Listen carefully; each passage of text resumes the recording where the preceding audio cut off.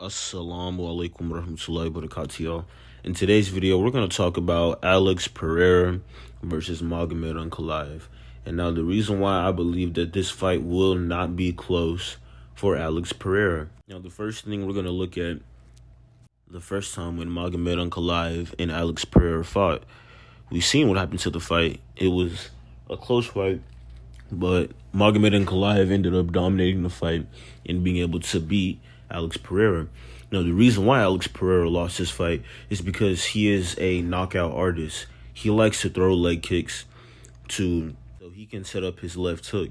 And as we all know, Magomed Ankalaev is the better boxer and grappler. So he was able to completely dodge that left hook and keep Alex Pereira from being able to kick him way too much, to be honest. Another thing y'all have to look at, not just on paper, statistic-wise, usually fighters who win the first fight are going to win by 60%, and that was by the UFC. Fighters who lose a second fight usually only win by 30 to 40%.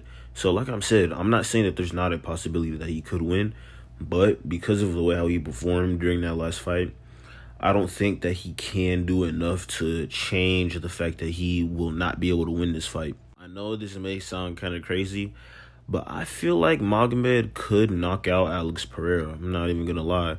And the reason why I say this is because if y'all looked at the first fight during the second round, if the bell would not have ended during that second round, I feel like Magomed Ankalaev would have knocked Alex Pereira out. I'm going to show the clip right here in this part what I'm talking about when Magomed Ankalaev caught Alex Pereira, and he caught him very, very clean on the chin, and Alex Pereira was just backing up.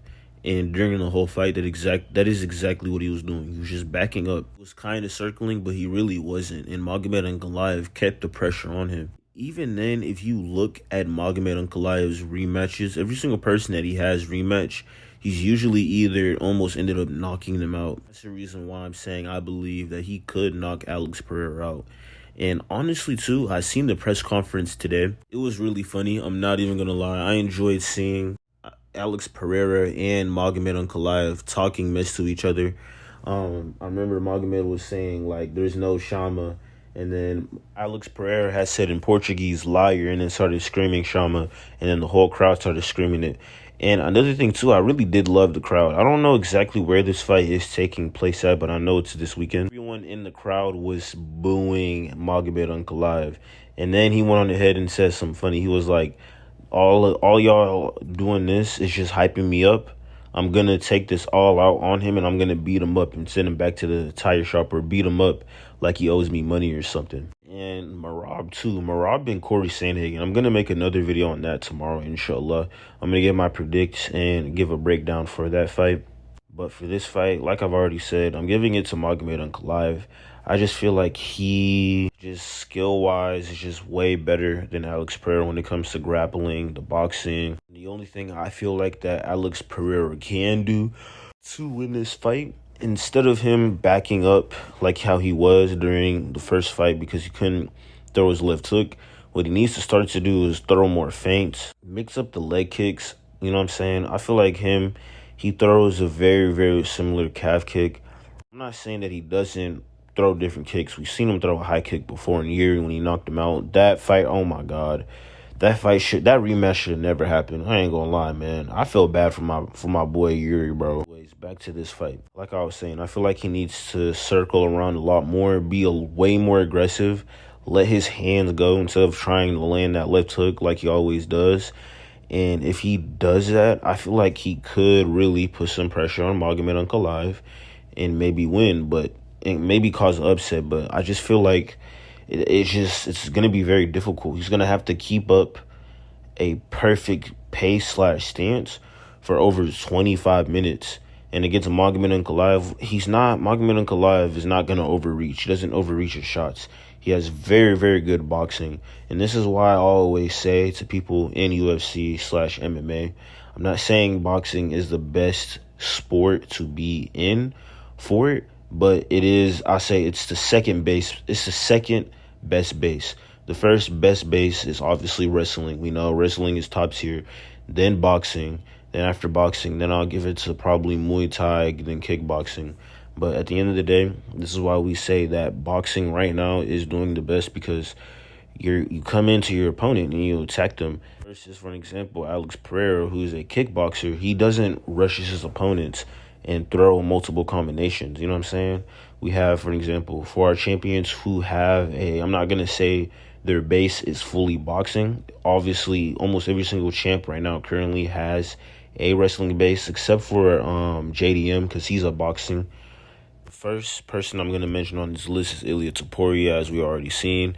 Next person I'm going to mention on this list who actually has a boxing base, JDM. And then the next person I'm going to be mentioning is Magomed Ankalaev. Now, outside of champions, Joshua Van, that's a very good boxer right there. I feel like there's not really anything else I need to repeat on that for names-wise.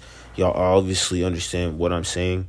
But I feel like within this next generation of UFC fighters and MMA fighters, a lot of people are going to be focusing a lot more on mixing it up, obviously, but to make sure that they're way more well-rounded and have way better boxing. It's just being proved time and time again how important it is to, like, use your hands for real, for real.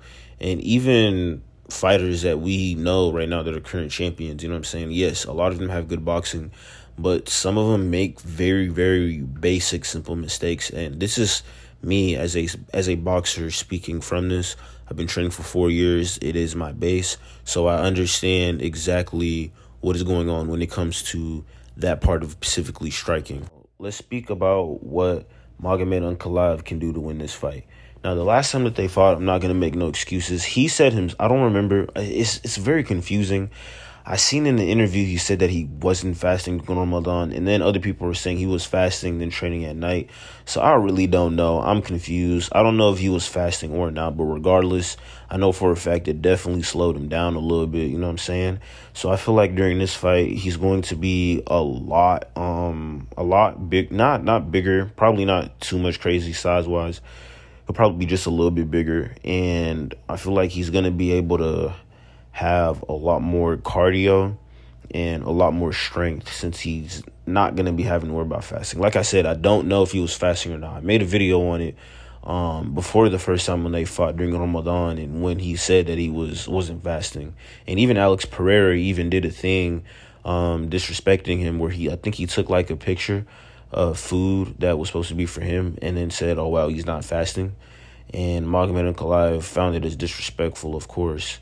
But like I said, I really don't know. Yeah, man, I'm not going to lie to y'all. This is going to be a very good fight.